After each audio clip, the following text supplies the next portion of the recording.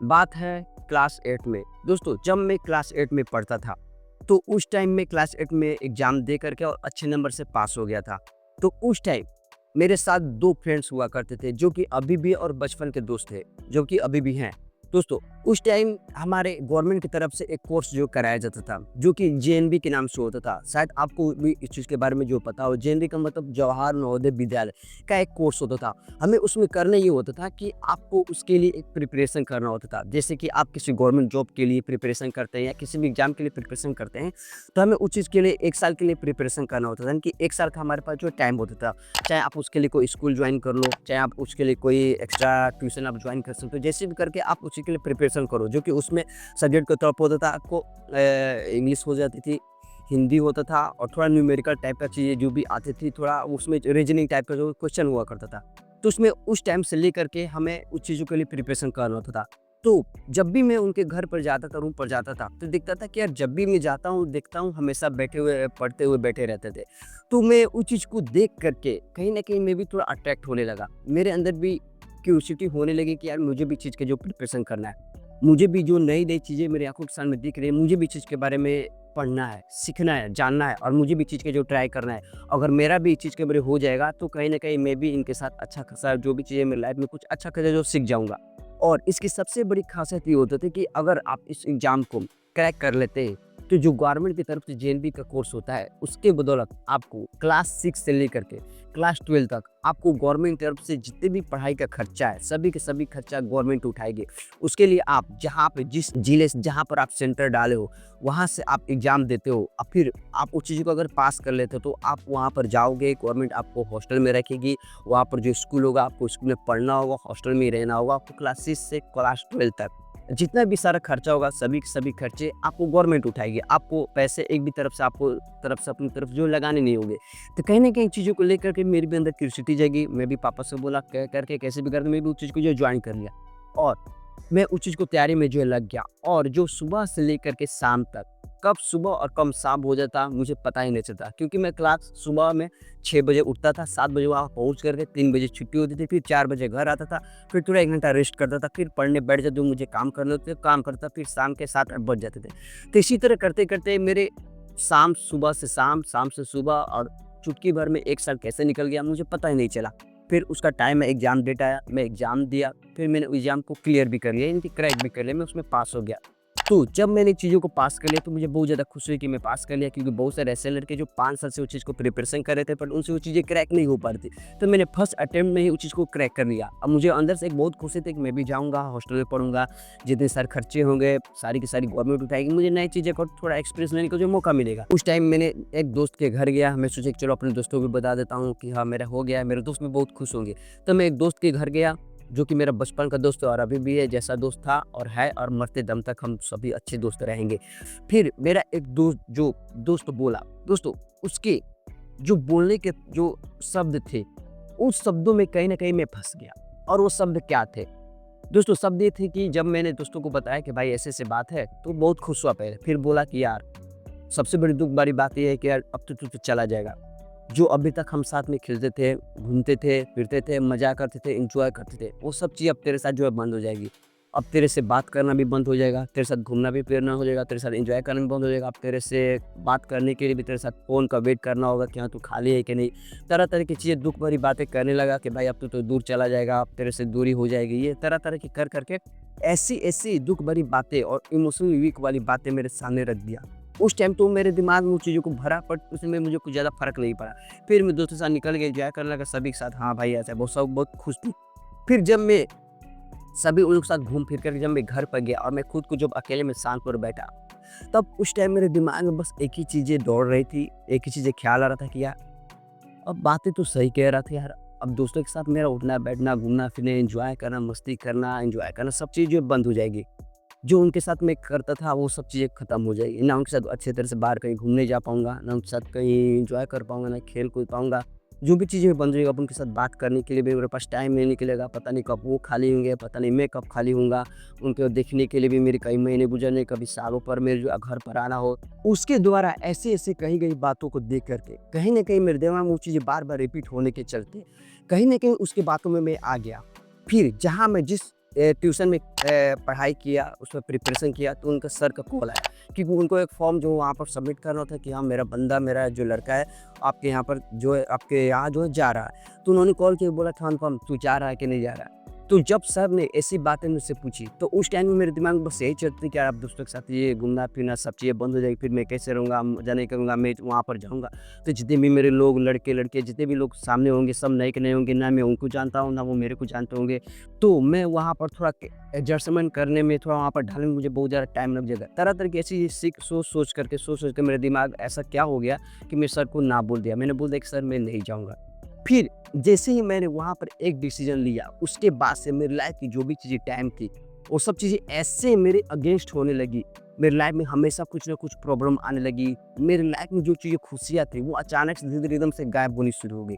एक ऐसा टाइम आया कि मैं खुद की लाइफ से बोर होना शुरू हो गया।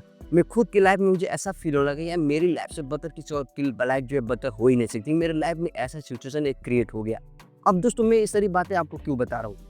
दोस्तों मैं इसलिए बता रहा हूँ कि हमें लाइफ में इमोशनली स्ट्रांग होना और किसी भी चीज़ को लेकर के उस पर डिसीजन लेने से पहले हमें उस पर सोच विचार ना करके डायरेक्टली एक्शन ले लेना, वो हमारी लाइफ में कितना अगेंस्ट और कितना बुरी हो सकती है ये हमें इस चीज़ का अंदाज़ा नहीं है। अब जैसे जिस तरह से मेरे दोस्त है मुझे ऐसी-ऐसी इमोशनल बातें बोल करके, दुःख भरी बातें बोल करके मेरे कानों में चीज़ें भर गई और वही चीज़ें मेरे माइंड में किस तरह से सर्कल में घूमते-घूमते मेरी चीज़ को एक डिसीजन जो कि मेरे लिए अच्छी हो सकती थी, मेरे फ्यूचर के लिए बहुत ही ज़्यादा अच्छा हो सकता था, मेरी क्वालिफ़िकेशन, मेरी नॉलेज के लिए बहुत ही चीज़ें अच्छी हो सकती थी। बट जिस तरह से उसने बातें बोल करके मेरे दिमाग में वो चीज़ें बार-बार घूम रही थी और उस चीज़ के चलते मैंने एक डिसीजन ले लिया क्योंकि मुझे नहीं जाना है, जो कि मेरे अगेंस्ट हो गई।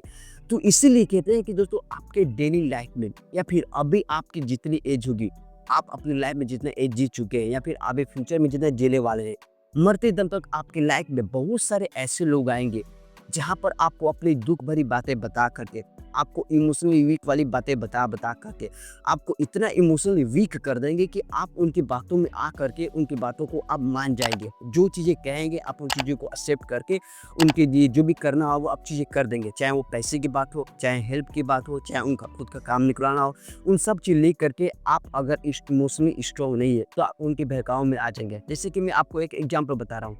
आपके लाइफ में भी बहुत सारे ऐसे फ्रेंड होंगे, फिर जाने-पहचान का कोई ना कोई होगा। जब भी उनको कोई पैसे की ज़रूरत होती है, तो आपके सामने आते हैं और ऐसी-ऐसी दुःख भरी बातें बताते हैं कि भाई तू मेरा सच्चा दोस्त है यार। मैं बहुत लोगों के पास गया पैसे माँगने, मुझे बहुत इमरजेंसी है, किसी ने मेरी हेल्प नहीं की। अब तू ही एक आखिरी उम्मीद है क्योंकि मुझे तेरे पर बहुत ज़्यादा विश्वास, तू मेरे बचपन का दोस्त है यार, तू ही मेरी हेल्प कर सकता है।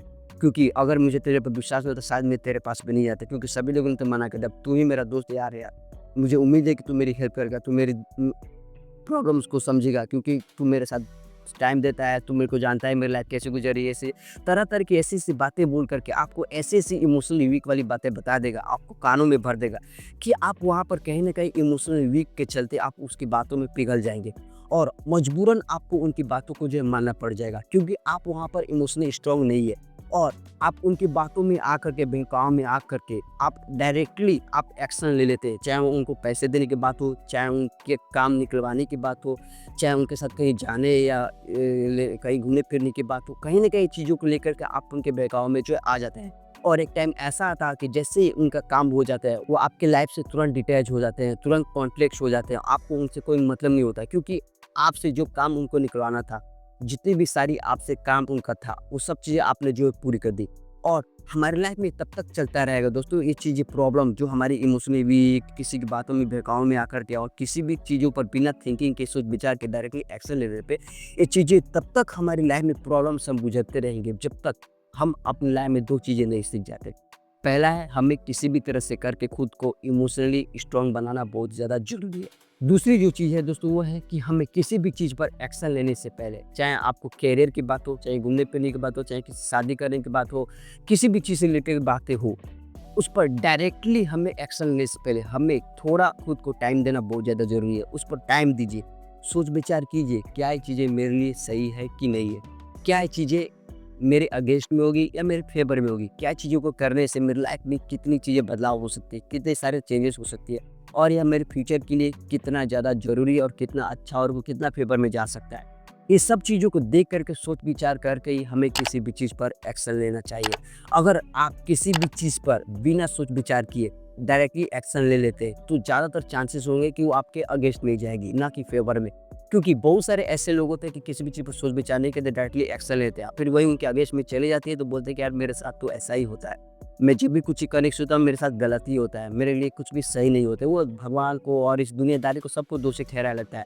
बट कहीं न कहीं हमारे अंदर ही वो चीज़ें कमी होती हैं। हम कभी अपने अंदर की कमी को पहचानते नहीं है, ना ही उस पर कभी फ़ोकस करते कि हमारे अंदर में एक्चुअली में कमियाँ क्या हैं या मेरी गलतियाँ क्या हैं। कहीं जो भी जितनी सारी गलतियाँ दिख रही हैं, मैं दूसरों को थोप रहा हूँ, दूसरों को ब्लेम कर रहा हूँ, कहीं-कहीं सारी गलतियाँ मेरे अंदर भी नहीं है। तो हमें कभी किसी भी चीज़ पर डिसीज़न लेने से पहले, किसी भी चीज़ पर एक्शन लेने से पहले खुद पर उस पर सोच विचार करना चाहिए। उस पर डिसीजन लेने से पहले हमें खुद को एक एनालिसिस करना चाहिए कि हाँ, क्या चीज़ें मेरे लिए फेवर में होगा, क्या चीज़ें अगेंस्ट में होगा, क्या चीज़ें सही हुई, क्या चीज़ें गलत होगा, और सबसे बड़ी चीज़ कि मेरे फ्यूचर के लिए कितना ज़्यादा अच्छा हो सकता है। क्योंकि हर एक इंसान का एक डिसीजन उसकी लाइफ कितनी चेंज, कितनी बदलाव कर सकती है, उसके फेवर में कितना कर सकती है और किसके उसके अगेंस्ट में कितना कर सकती है, केवल आपका एक डिसीजन जो है डिसाइड कर सकता है।